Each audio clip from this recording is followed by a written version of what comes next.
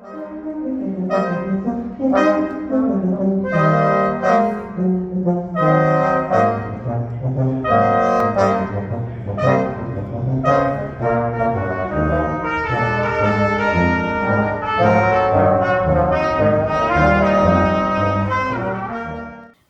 Véronique, je suis contente de te revoir.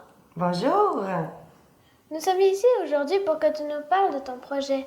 Après Amos vous raconte son histoire, tu as mis en place Val d'Or vous raconte son histoire. Peux-tu nous parler de celui-ci?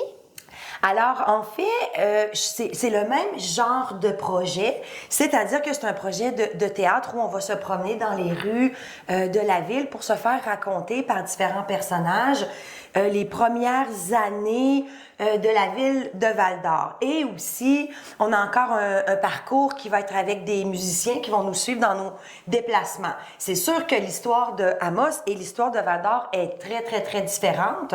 Donc, ça donne vraiment d'autres genres de personnages, d'autres genres d'anecdotes, mais la formule de se déplacer dans les villes puis de regarder des gens nous interpréter des scènes de l'époque, ça, c'est la même structure. Donc, on a changé le contenu, mais c'est le même contenant. Quelle est la différence avec Amos vous raconte son histoire? Ben, il faut comprendre que l'histoire d'Amos, elle est très différente. Dans le sens que si on se rapporte au début, dans les années 1900, il y a beaucoup de Canadiens français, les Québécois comme on les appelait à l'époque, qui partaient aux États-Unis pour se trouver du travail. Et donc, ils apprenaient l'anglais. Et l'Église, les curés, ils aimaient pas ça. Ils voulaient que les Québécois restent au Québec, dans la religion catholique et qui continuent de s'exprimer en français.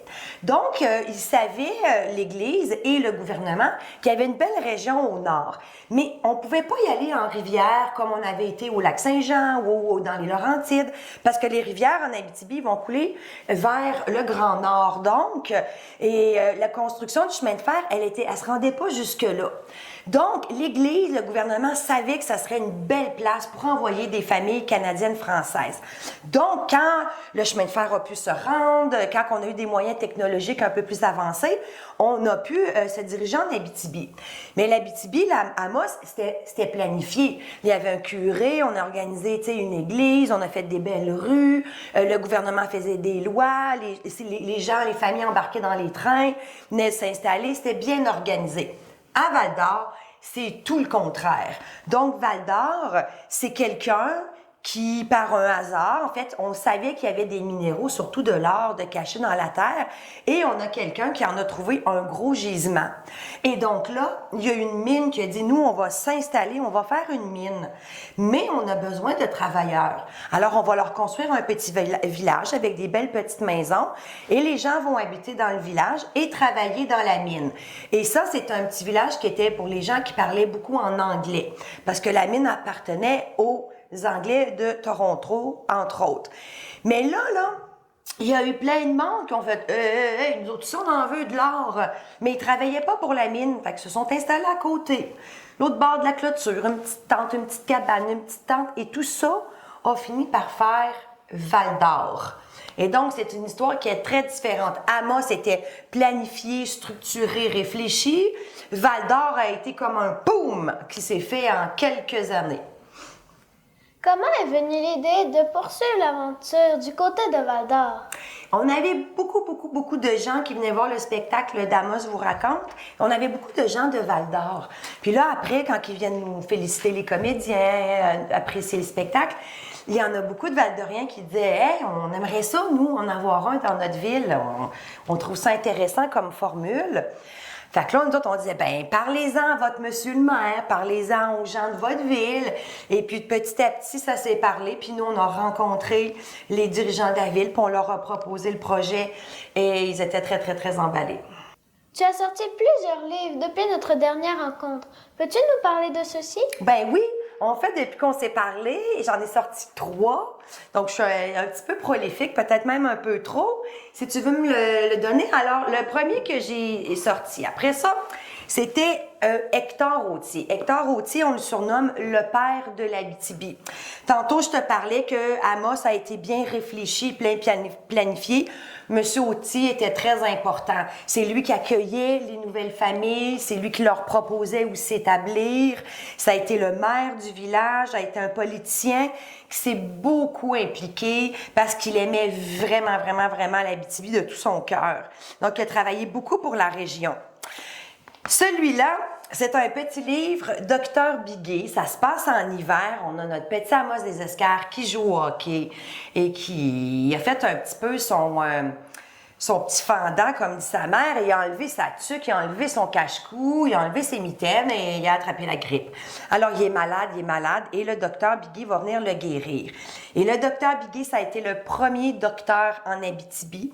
Il était tout seul pendant plusieurs années à s'occuper de tous les enfants, de toutes les mamans, de tous les messieurs, tous les travailleurs. Il a beaucoup, beaucoup travaillé. Puis, ce qui est intéressant à lire pour toi, par exemple, à ton âge, c'est de voir qu'en 100 ans, la médecine, elle a vraiment beaucoup, beaucoup, beaucoup évolué par rapport à dans ce temps-là.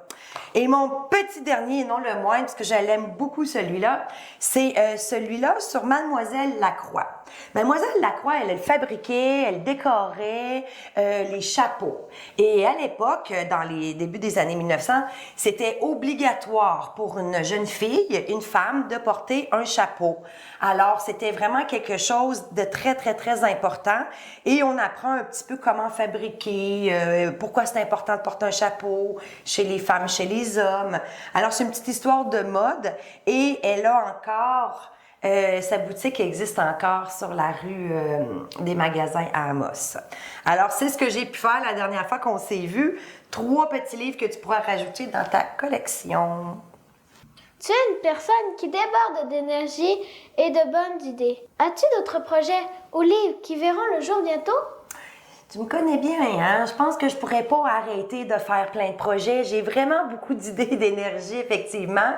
J'ai des idées dans le futur. J'ai rien de concret. J'aimerais travailler des contes ou des histoires avec le peuple des Abitibi-Winnick qui habite près d'Amos. Je travaille encore sur le Dragon des Neiges. C'est un petit spectacle jeune public qu'on promène dans les petites forêts, les parcs de partout en Abitibi. Puis ça, c'est un spectacle qui se joue l'hiver. Je travaille pour une suite. J'aimerais ça travailler avec la Cité de l'Art parce que justement, on peut aller visiter des mines. Puis je me dis, il y aurait une place pour inventer des belles histoires sous terre. Donc, j'aimerais refaire du théâtre peut-être plus d'été, plus comédie. Fait que j'ai ben des idées, mais je ne sais pas encore laquelle va se concrétiser. Quelles sont les dates pour Val d'Or vous raconte? Alors, Val d'Or vous raconte, c'est du 9 juillet au 26 juillet, les dimanches, lundi, mardi, mercredi soir. Donc, 12 représentations pendant l'été. Pour ceux et celles qui veulent des billets, il faut pas trop attendre parce qu'on a à peu près 100 spectateurs par représentation, donc ça se remplit vite. D'aller sur les réseaux sociaux, sur les sites web, sur les pages Facebook de Val d'Or vous raconte, l'information est facile à trouver, ou encore à la Maison du tourisme. Merci Véronique pour ton temps. Je te souhaite encore plein de bonnes idées et je l'espère à très bientôt. Merci beaucoup, Rosalina. Hasta la próxima, amiga. Ciao, amigos. Ciao.